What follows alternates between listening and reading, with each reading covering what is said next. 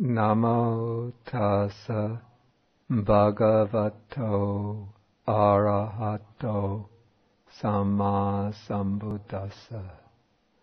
Namo tassa bhagavato arahato samma sambuddhassa. Namo tassa bhagavato arahato samma sambuddhassa. Okay, good evening, everyone.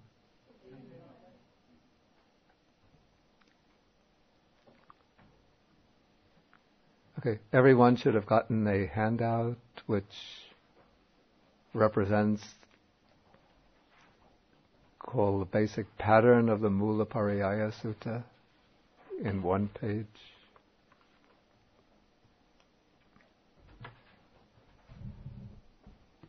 Okay, so we've been studying the Mūlapariyāya Sutta, the discourse on the root of all things, which is Sutta number 1 in the Majjhima Nikāya.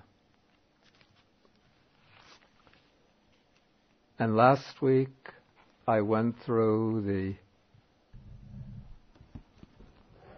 first section of the sutta, which explains, or in which the Buddha expounds what we call this basic cognitive pattern of the ordinary person, the untaught or the ignorant ordinary person, in regard to the first of the 24 bases of conceiving, which is the earth element, or earth.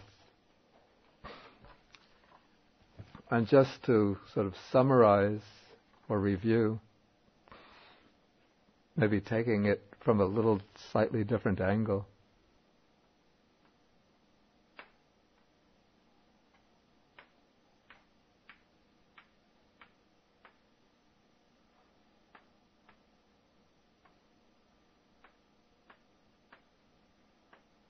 Okay, this is what is occurring before the pattern explained in the Mūlapariyāya occurs. In the mind of the uninstructed worldling, there's already this ignorance and the other underlying tendencies, the latent tendencies, the dormant defilements.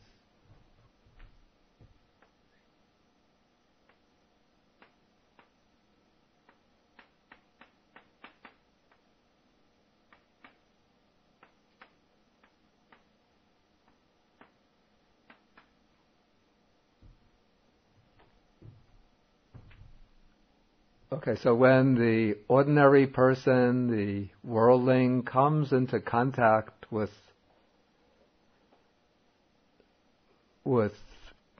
objects in the world, this is called contact. That is, one makes contact through the senses with different sensory objects, forms, sounds, smells, tastes, tactile objects, and other phenomena. And through this contact there arises a perception of these phenomena. And this perception is what I would call a primary perception. Okay, now, because of this ignorance, the worldling, or the ordinary person, instead of going on from this perception to understand and correctly grasp the nature of the phenomena impinging on the senses, the worldling simply perceives the sensory phenomena in a somewhat distorted way. He grasps them as being concrete, substantial realities.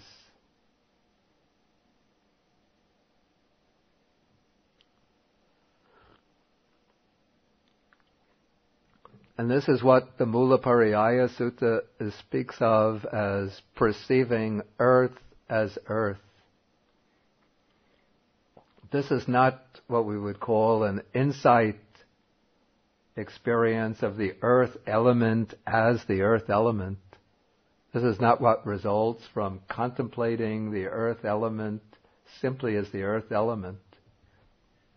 But when the worldling perceives, or the ordinary person perceives, some solid, substantial object, he'll just grasp it through perception as a solid, substantial object and take it as a whole instead of seeing into it as being a compound of impermanent elements.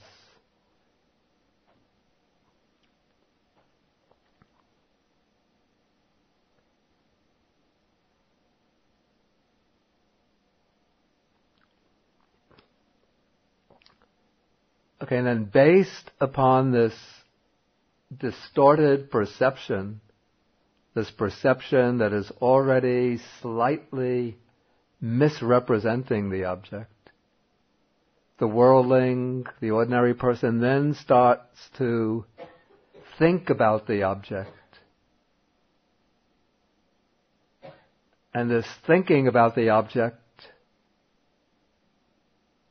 is also distorted or misrepresentational.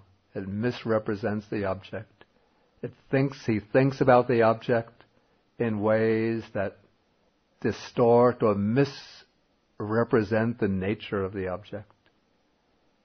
And this type of erroneous thinking of the object is what is called in the Mūlapariyāya Sutta manyana, conceiving.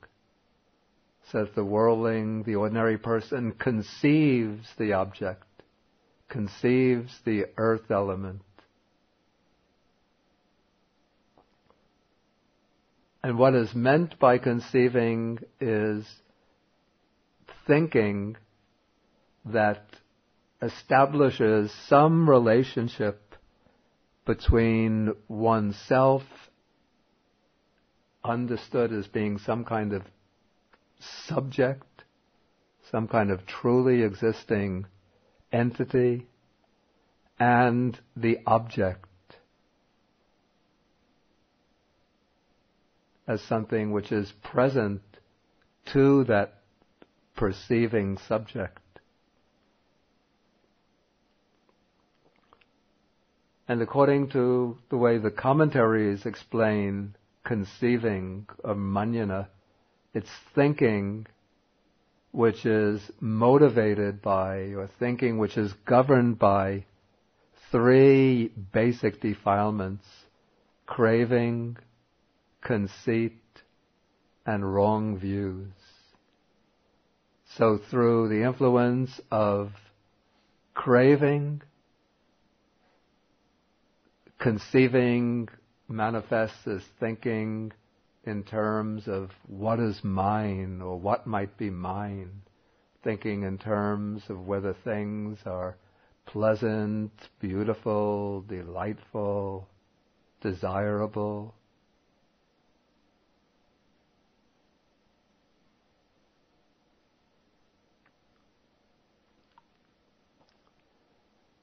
Through the influence of conceit, mana,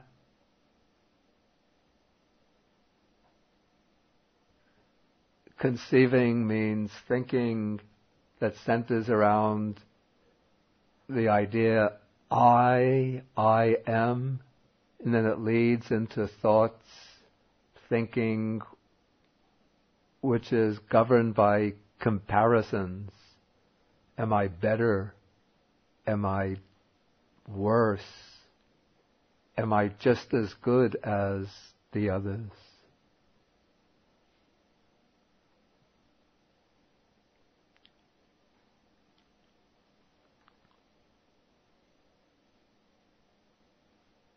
And then conceiving, which is governed by views, is conceiving the object in a way which involves positing some kind of real self,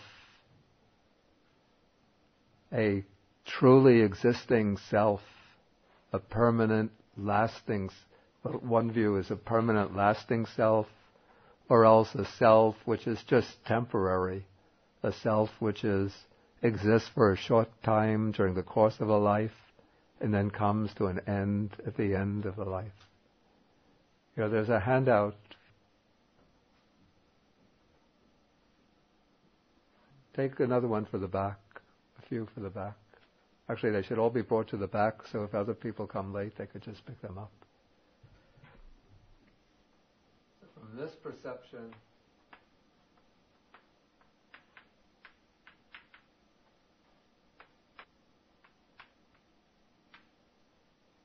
okay, so conceiving is this kind of, we call it deluded thinking,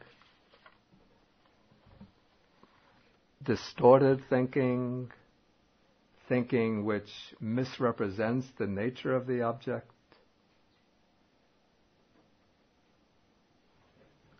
And then the way this conceiving is elaborated in the Mūlapariyāya Sutta, the Buddha explains that the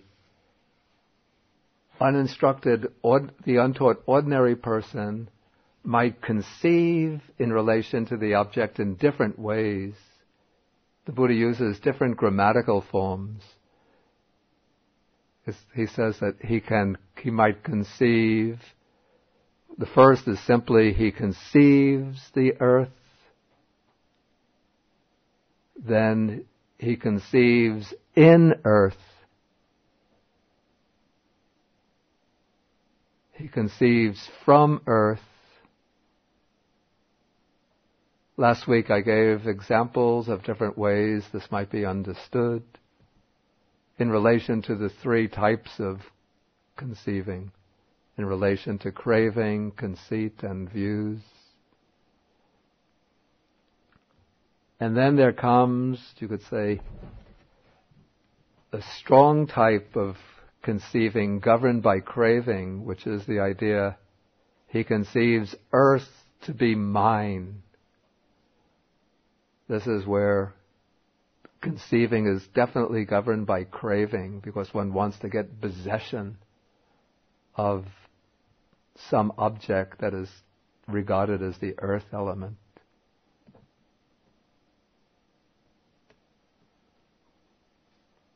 And then the last statement sheds a different light on this situation. Instead of taking it in terms of cognition, the way one thinks about the object, one now takes it from the standpoint of how one relates to the object emotionally. And here the statement is made, he delights in earth. That is, one finds pleasure and enjoyment in the object. And this verb used here, abhinandati,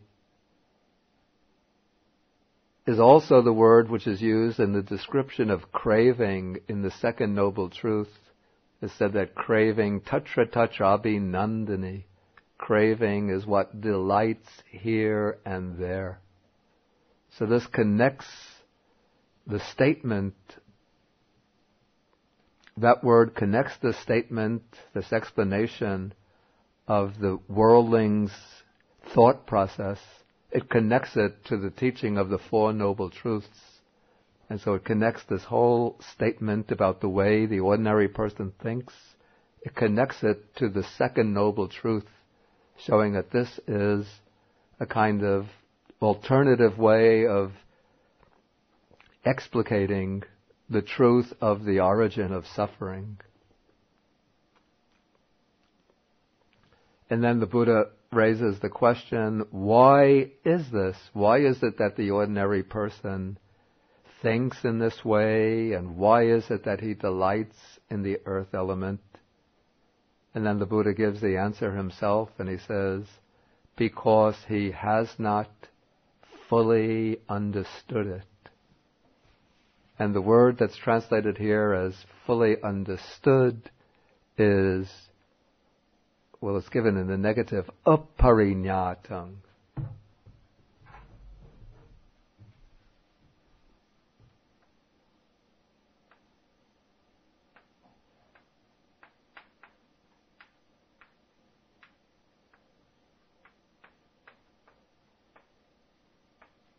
Apariññātaṃ means lack of pariññā. Pariññā means full understanding, full comprehension. And full comprehension, full understanding, if one goes back and looks at the first discourse of the Buddha, the Dhammacakkappavattana Sutta, one sees that the Buddha assigns a particular task to each of the Four Noble Truths.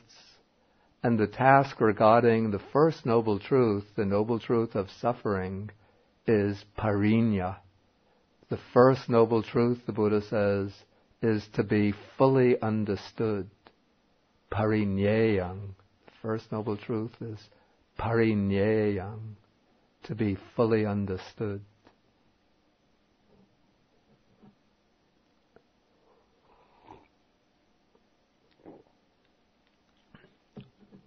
And lack of full understanding can be seen as an aspect of ignorance.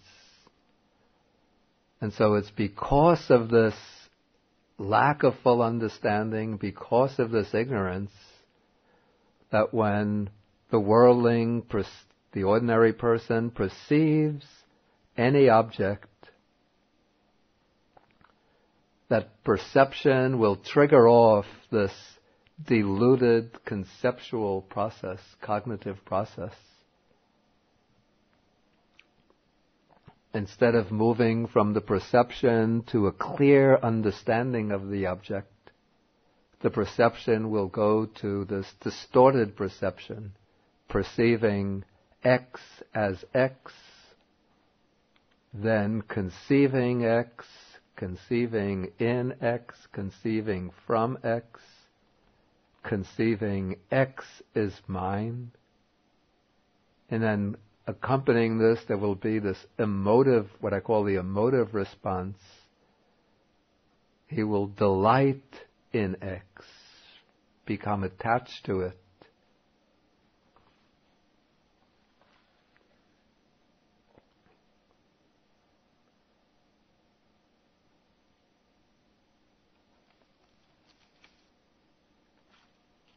Okay, now I'll ask if there's any questions on this review of the basic pattern.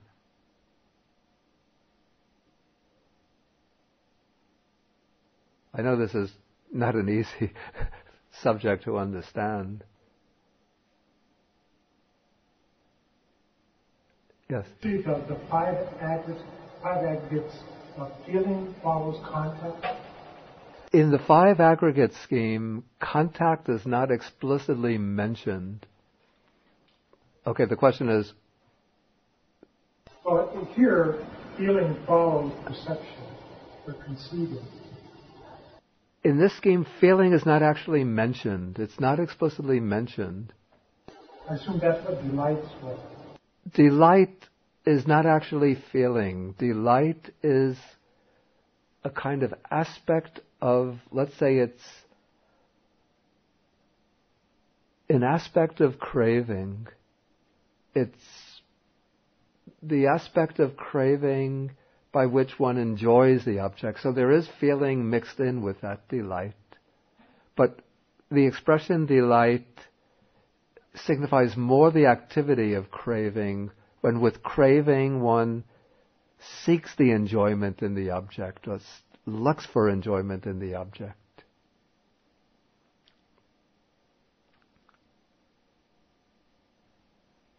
But the five aggregate scheme is not being used explicitly in this sutta.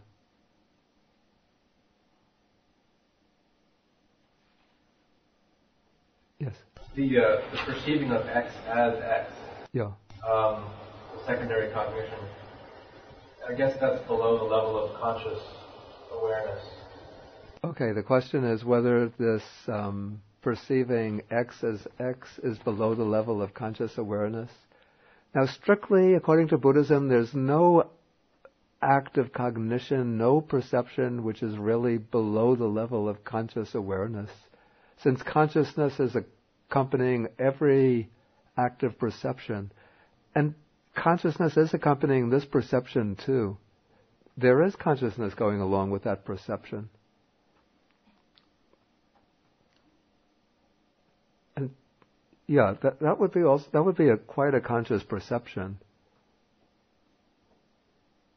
It just happens quickly. It happens quite quickly, but I would say also we could see it happening in our own experience, just the way we ordinarily experience the world is through this type of perception, that we ordinarily perceive things in a very gross way, but we're not aware of how our mind is synthesizing perceptions, which are, you see, the original perceptions are occurring, the primary cognitions are occurring very quickly, but we're not able to attend to them so quickly and to see how they're just arising and passing. And so because of that, they get fused or synthesized in our experience into a gross perception. And then we grasp on that gross perception and we take it to be revealing a world of solid and substantial objects. But it's through mindfulness applied to the stream of experience, moment after moment after moment, that one becomes able to discern the distinct occasions of perception. And then one sees how individual perceptions arise, pass away very, very quickly. And then one could see how these distinct individual perceptions are fused together to make these gross perceptions. I guess in the case of familiar objects, it's harder to see, but if you come across a novel object, maybe the perceiving of X as X would be more apparent to you before you have any conceptual framework to lay onto it. That's a good way to make that point clear. When one perceives an object for the first time, an object with which one is not previously acquainted, then one has to figure out what it is, and so one initially has no perception of it as a particular thing. And so now one is working with a number of individual perceptions, perceiving one after another, and then eventually one groups these different perceptions together until one has one identifying a label to apply to the object. Then when one perceives it on subsequent occasions, then one will simply perceive it as such and such. One uses the general concept to identify the object.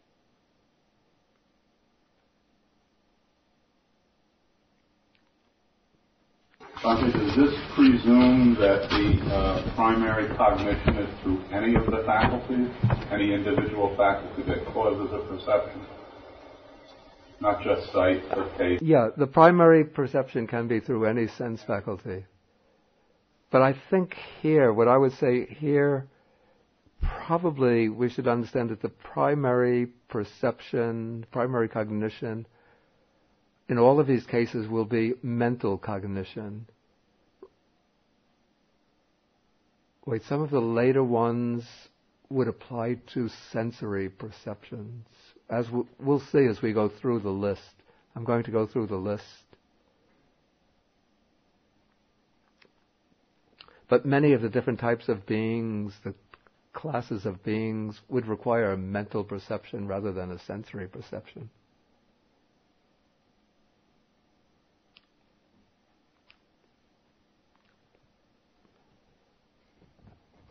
Okay, I think we should go on. Okay, now I want to go through the different bases of conceiving. Here we have a list of 24, we call them bases of conceiving, which fall into certain distinct groups. Okay, the first four are the four primary elements. We have earth, water, fire, and air.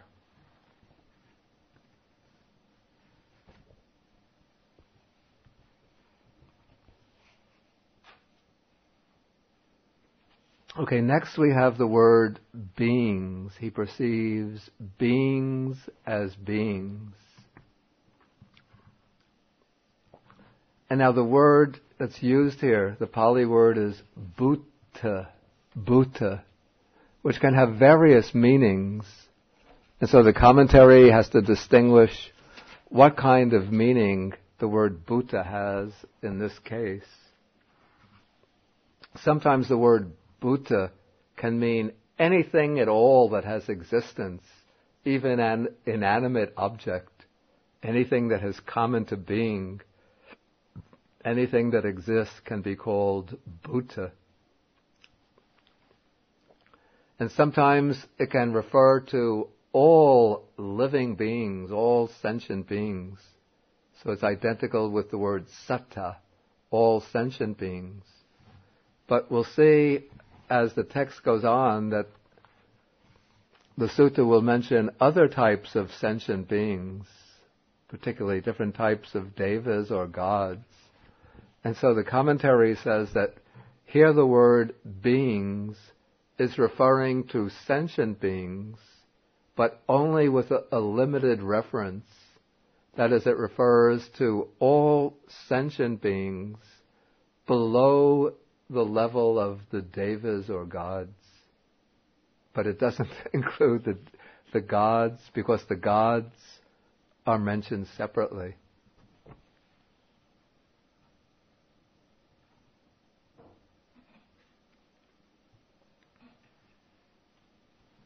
And so it will include human beings, animals, the spirits, hell beings, if one perceives them.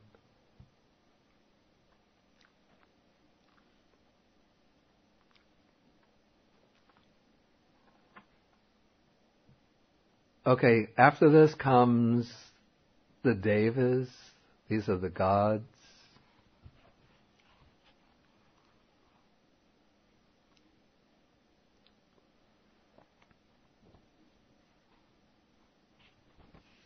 And according to the commentary, since the gods from the higher worlds will again be mentioned separately, so the commentary says that these are the gods of the 6 sense-sphere heavenly worlds.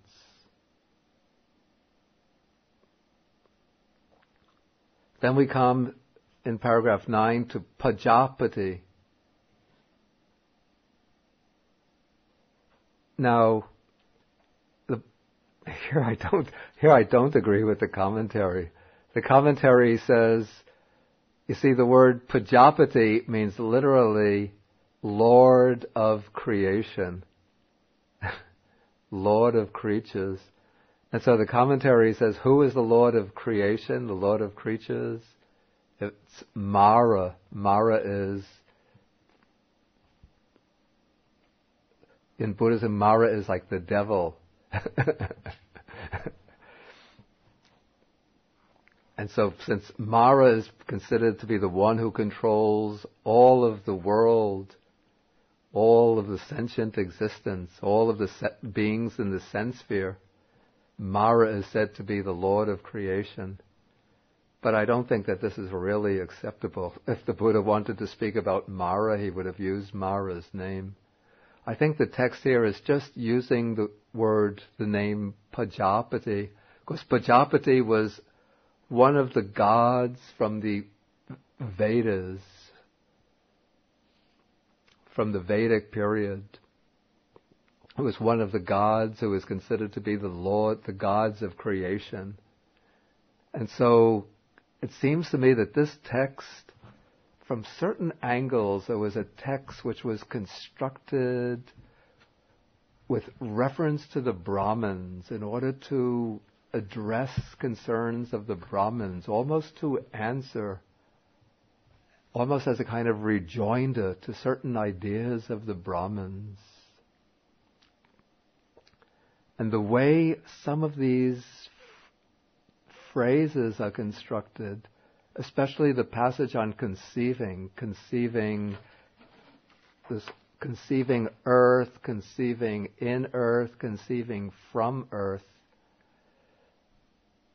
that passage seems to be echoing certain lines from, I think it's the Brihadaranyaka Upanishad, which speaks about the Atman, as that is the self, as being the one who is in the earth but is not of the earth, the one who is the controller and ruler of the earth. That is yourself, the universal one, the all-embracing one.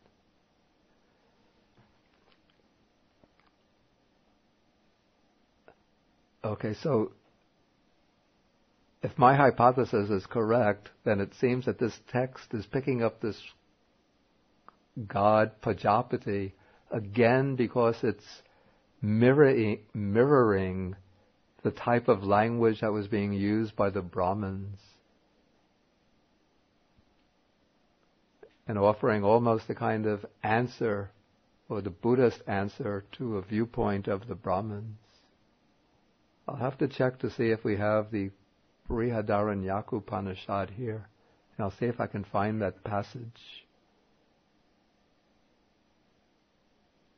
In fact, I think I quoted that.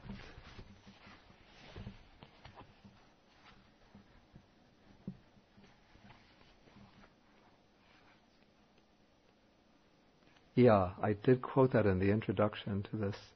He who inhabits the earth, yet is within the earth, whom the earth does not know, whose body the earth is, and who controls the earth from within, he is yourself, the inner controller, the immortal. And then the same statement is made in the Brihadaranyaka Upanishad with regard to water, fire, the sky, air, heaven, the sun, the quarters, that's the directions, the moon, the stars, space, darkness, light, beings,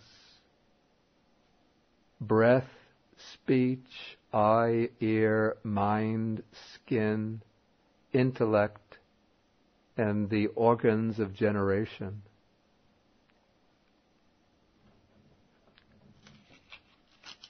And so there's a kind of, we say almost a kind of echoing of the language of the Upanishads and the Sutta.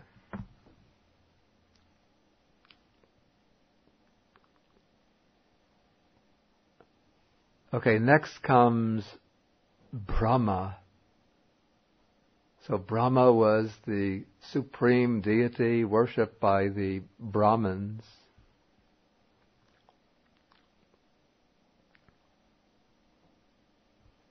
Okay, and so we can see that this is directly addressed to the Brahmins.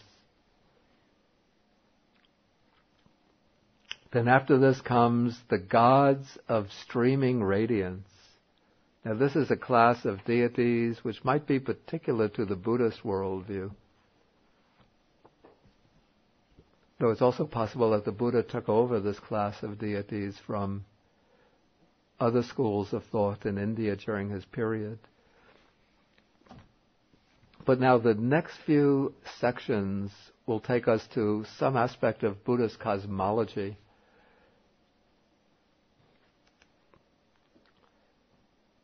Now, the Buddha has divided the fine material realm, or the form realm, into 4 different layers,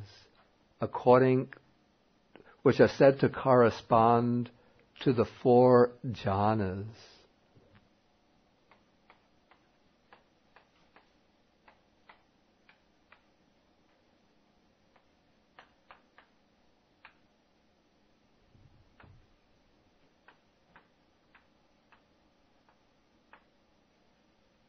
each of these 4 layers of the form realm, these 4 primary layers, has several subdivisions, but for each one, the Buddha takes one of these subdivisions as being the acme or peak within that particular layer. And here in the sutta, he mentions one class of gods which is considered the peak or highest level of the gods within that layer of the form realm that corresponds to a particular jhana. So those who master the first jhana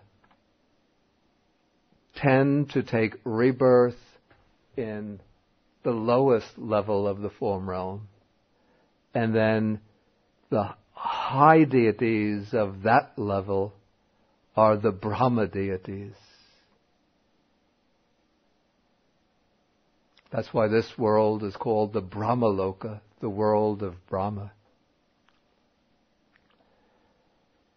Then the level above that is the level for rebirth of those who master the second jhana. And the highest sphere of rebirth for these deities is the realm of the gods of streaming radiance, the Abhasara Devas. Then the level above them is the level for rebirth for those who master the third jhana. And in that realm, the highest level of rebirth is that of the gods of refulgent glory, the Subhankina Devas. And then above that is the level for rebirth of those who master the fourth jhana. And the highest level, or the highest layer for those who master the fourth jhana are the gods of great fruit. These are called the Vehapala Devas. And so those are all mentioned in sequence here in the sutta.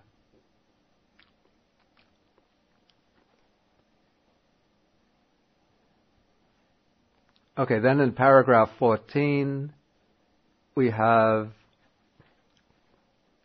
something called Abhibhu, which means the overlord. The commentary identifies this not very convincingly as a class of beings called the unconscious beings or the non-sentient beings. I don't really find this believable. But I think Abhibhu was another name that the Brahmins used to designate the highest deity. Of course, we find in some suttas, Mahabrahma, the great Brahma deity, refers to himself as Abhibhu, which means the Lord, the Overlord, the Supreme Deity. And so I think the Buddha here is just taking another name for the Supreme Deity and using that as a term of elaboration. Okay, the next 4 sections take the 4 formless bases: the base of infinite space, the base of infinite consciousness, the base of nothingness, and the base of neither perception nor non-perception. Because it can happen that an untaught, what's called the untaught ordinary person or the uninstructed worldling, can be very skilled in meditation and could attain these deep states of samadhi and reach these stages of deep concentration. And when he gets into these states of concentration, he'll misinterpret these experiences and can take them to be in some way to be disclosures of an infinite self, a universal self, or start speculating about the relationship of himself to these deep experiences.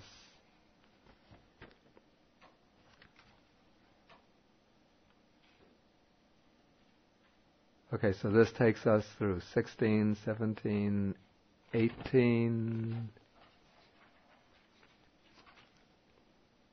Then the next 4 sections give us 4 ways of categorizing all sensory phenomena. Okay, now we're taking the totality of sense phenomena and simply classifying them according to this 4-fold scheme. Anything experienced is either seen, heard, and then the third is sensed. And this includes anything that's sensed through the other 3 physical senses, what is smelled, tasted, or touched. And then the 4th is anything that is cognized, that is, anything that is known through the mind, through the intellect.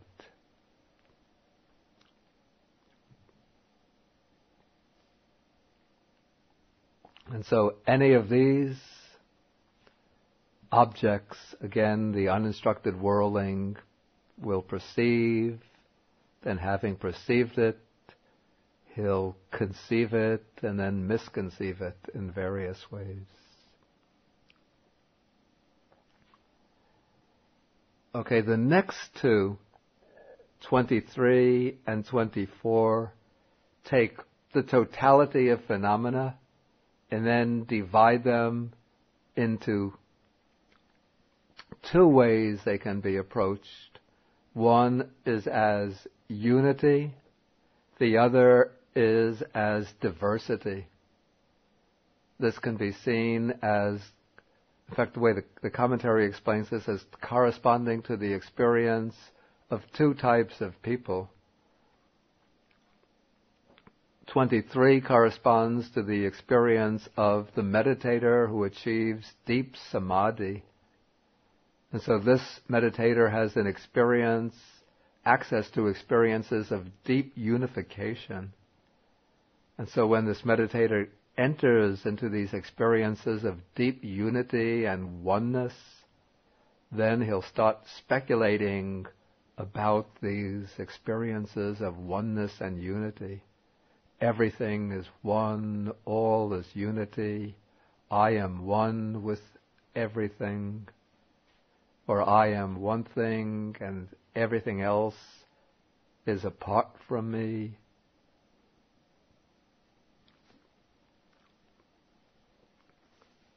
Okay, and then 24 is diversity or multiplicity.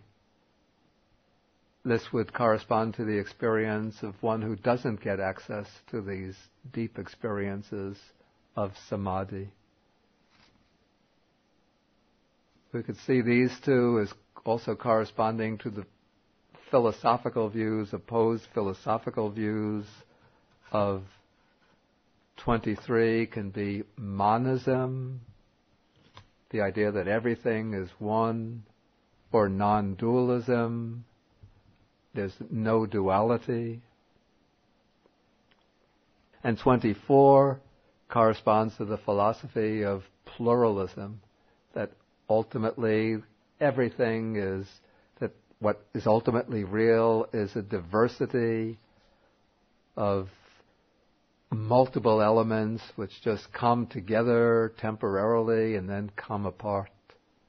A kind of philosophical atomism.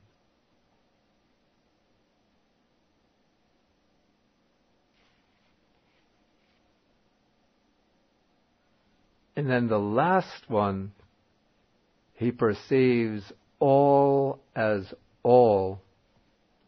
This you could say, is a totalistic experience, corresponds to a totalistic experience.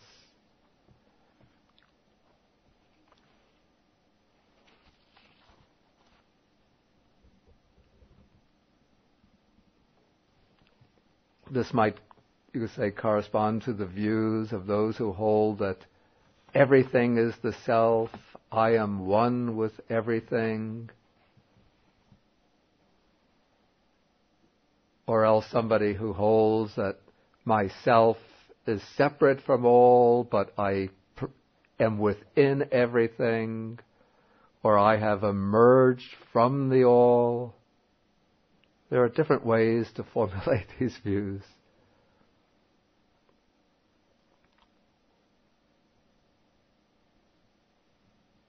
Okay, now the last one is somewhat puzzling, or it might be somewhat puzzling. It says that here that the uninstructed worldly person perceives Nibbana as Nibbana. Having perceived Nibbana as Nibbana, he conceives Nibbana, he conceives in Nibbana, he conceives from Nibbana, he conceives Nibbana to be mine, he delights in Nibbana. Why is that? Because he has not fully understood it, I say.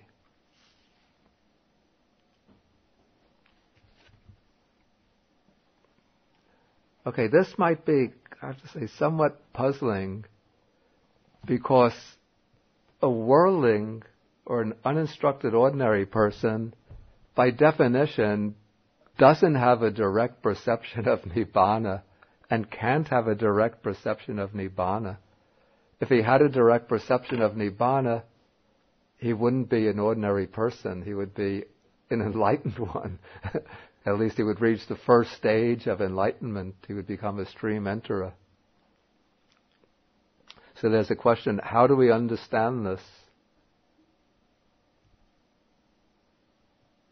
The commentary gives an explanation I don't find fully satisfactory.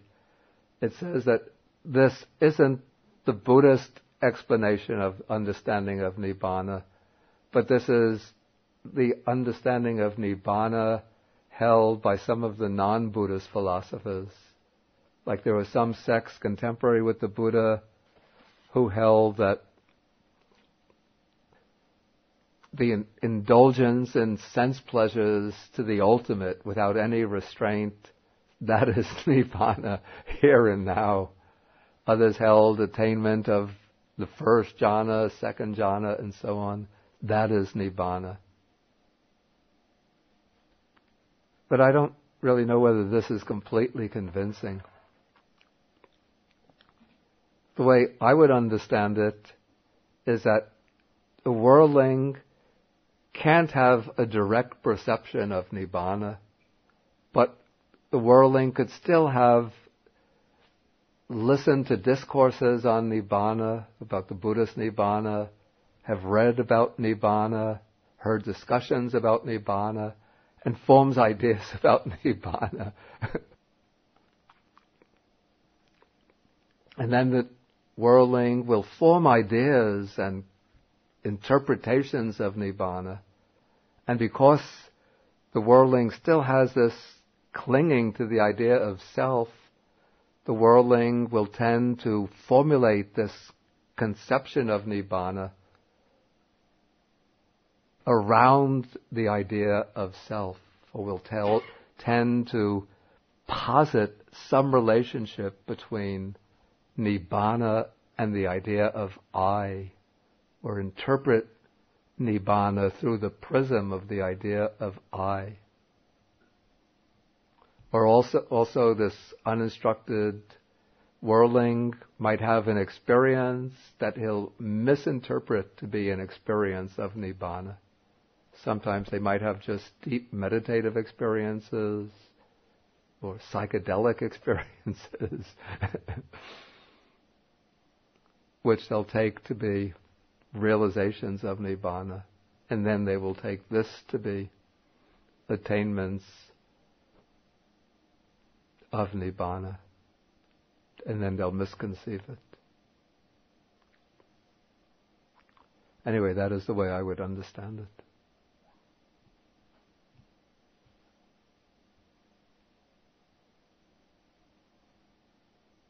Okay, this takes us through all the 24 bases of conceiving. Now I'll ask whether there's any questions.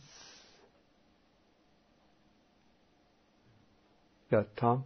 It seems like in paragraph 23, there's also some sort of Buddhist philosophies in the concept of unity, maybe? In paragraph 23, whether there's some kind of Buddhist philosophies that posit the idea of unity?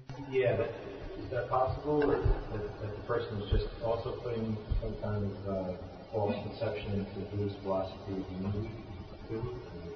Or is there no Buddhist philosophy?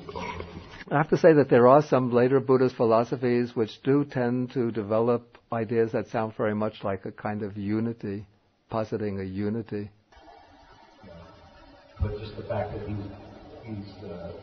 the worldling is still putting, formulating some wrong conception about it. The fault enters through forming these conceivings about the experience, what we call the conceivings of unity. Now, there's certainly an experience of unity, which is what is gained through the meditative attainments. This is what is achieved in samadhi or the samapattis, the meditative attainments.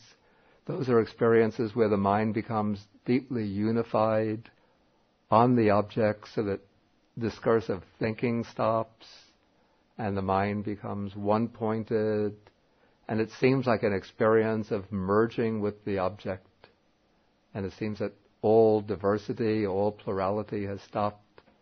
And so that can be misconceived, misconstrued as a realization of the truth about things, that ultimately reality is one.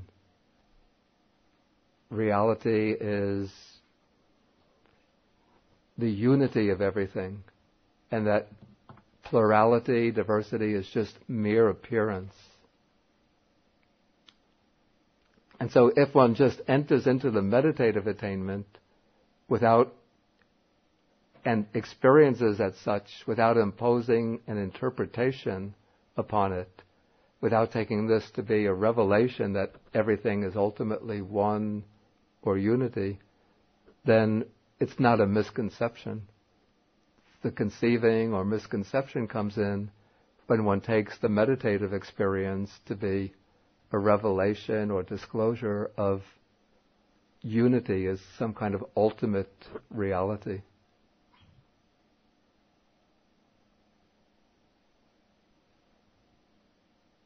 George, did you have a question?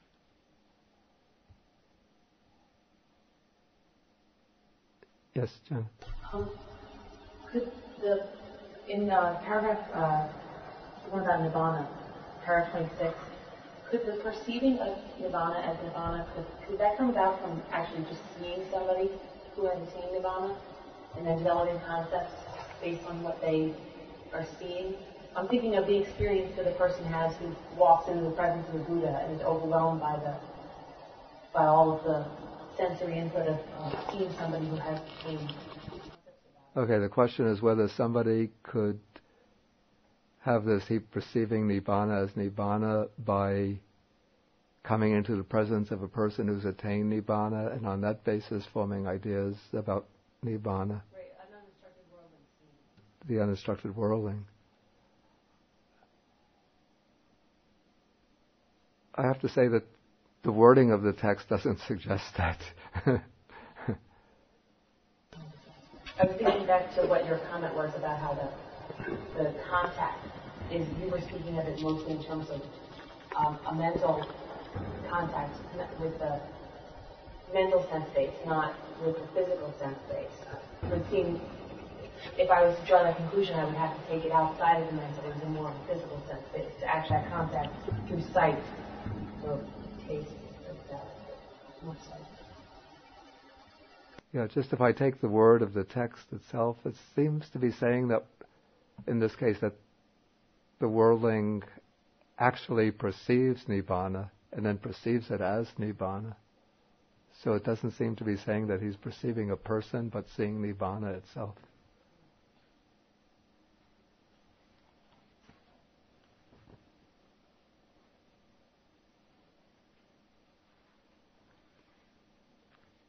The way the commentary explains, it identifies that Nibbana as what is called the 5 kinds of Nibbana here and now, which are mentioned in the Brahmajala Sutta. This is Nibbana as the joy that comes from sensual enjoyment and the pleasure of the 4 jhanas.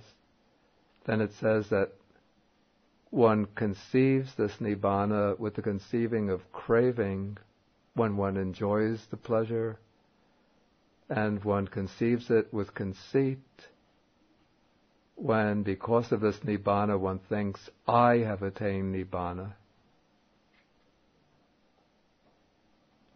And then when one conceives this Nibbana to be permanent and unchanging and so on, then one conceives this Nibbana through the conceiving of views.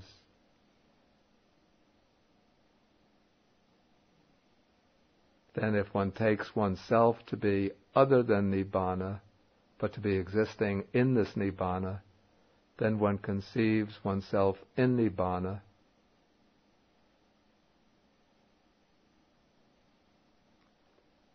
But if one conceives oneself to be apart from Nibbana, taking oneself to be other than Nibbana, thinking this is Nibbana, this is the self of mine comes from Nibbana and is other than Nibbana, then one conceives oneself apart from Nibbana. That is the conceiving of views.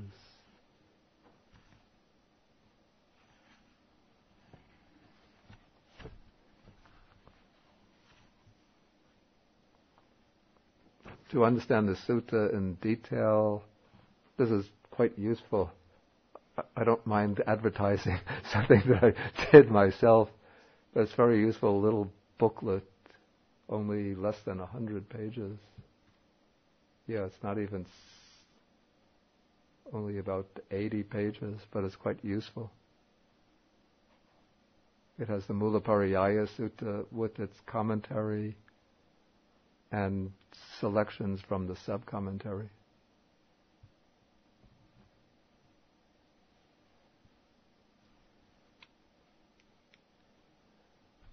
Yes? Bhante, perception includes both introspection and ordinary sense perception. Yeah. And so, in thinking about the perception of singleness and the idea that this may be a reference to the experience of samadhi, if the worldling then, if they experience samadhi and then begin to conceive of it as something, is that sort of the origin of what the Buddha would call the falseness of the Hindu idea about Atman, say, that somehow in samadhi one has this experience of oneness, and then the false views begin to arise, and then you have a theory about there being some ultimate self. Is that sort of the history of that, the development of that idea? Whereas somebody who is on the path of enlightenment, would, as the diagram indicates, no longer lays concepts on that. Yeah. Okay, the question is whether, if I understand, whether the Buddha is ascribing the origin of the Hindu, or let's say the Brahmanic idea of self, to experiences or misinterpretations of samadhi, experiences of samadhi. Is that what? I'm trying to think whether the texts ascribe it just uniformly ascribe it to experiences of samadhi. I think the texts ascribe it both to experiences of samadhi and to erroneous reasoning. But definitely they see misinterpretations of samadhi to be a major contributing factor to the arising of views of self. And again, I know you're going to get to this next week, but beyond the worldling, there's, according to the diagram, there's no longer the conceptualization of that perception, and that's perhaps the route away from the false view. Maybe you want to take it up next week. Of course, there will be also correct conceptualization of a perception, but the text is not going to deal with the correct conceptualization of perception, but we'll come to it next week. So, okay, I think we have to stop for the evening.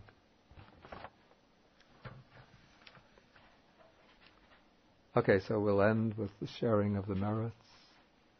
Then next week I will conclude the sutta next week, dealing with the disciple and higher training, the Arahant and the Tathagata.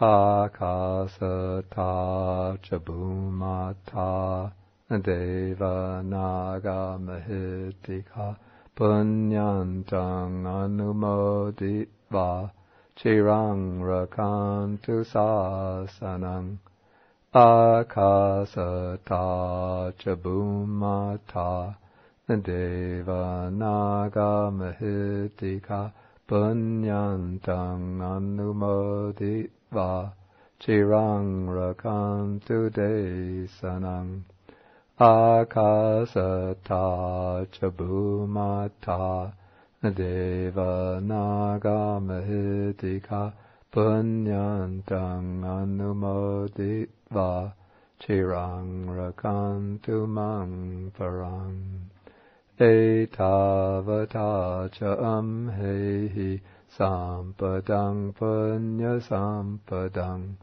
sabbe deva anumodantu sabba sampati siddhya etavata cha amhehi sampadang punya sampadang sabbe buddha anumodantu sabba sampati siddhya etavata siddhya etavata siddhya etavata siddhya etavata siddhya etavata siddhya etavata siddhya etavata